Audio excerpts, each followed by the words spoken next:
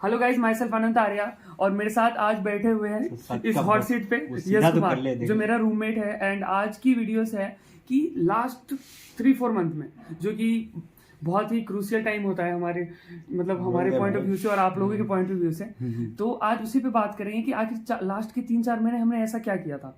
Like कि जैसे मैं अपना बता देता हूँ, मेरे मार्क्स थे 647 और ये यस है। आप बता दो अपना मार्क्स। मेरा नाम यश है।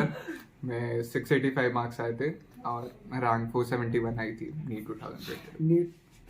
तो हम दोनों अभी मौलाना आजाद मेडिकल कॉलेज में, आप जानते ही होंगे, और ये मेरा रूममेट है।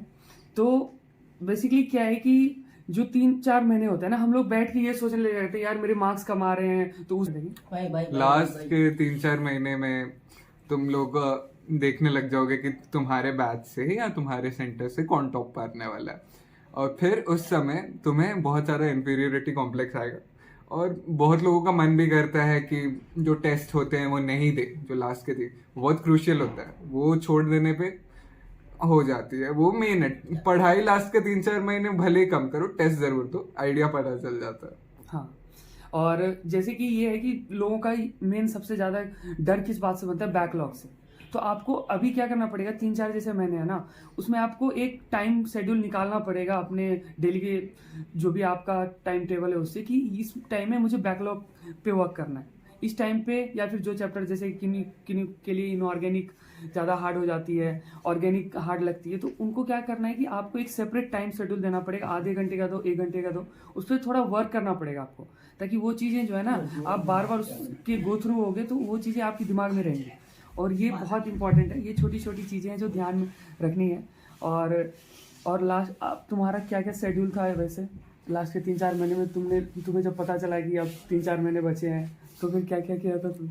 मेरे लास्ट के 3-4 महीने क्या होता था, मेरा इंटेंसिव बैच था तो उसमें टेस्ट होते थे, हर दिन ऑलमोस्ट टेस्ट होते थे, शायद से संडे को छुट्टी होती थी।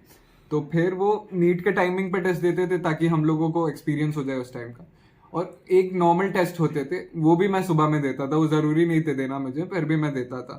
तो वही था, मैं टेस्ट देता था, सुबह में आता था, खाना खा के फिर टेस्ट देने जाता था, फिर आके घर पे पढ़ाई करता था, फिर सो जाता था, 2-3 बजे सो जाता था।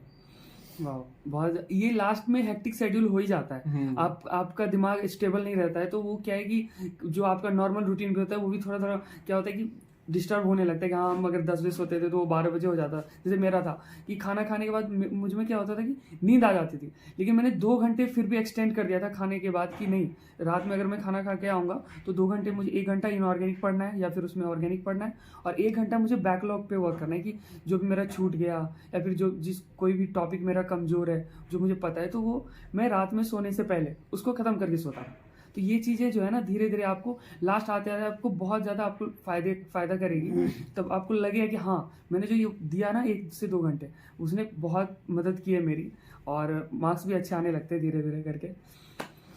मार्क्स तो वैसे मैं लास्ट नीट से पहले, और मार्क्स पे बिल्कुल भी अगर आपको ये लग रहा है ना कि मार्क्स पे मार्क्स पे जो है ना खुद को जज मत करो। लिटरली मैंने आपको वीडियोज में दिखाया कि मुझे 350 मार्क्स आते थे, और लिटरली मुझे किसी भी टेस्ट में जो मैंने कोचिंग में जाके दिए उसमें 600 प्लस कभी नहीं आया।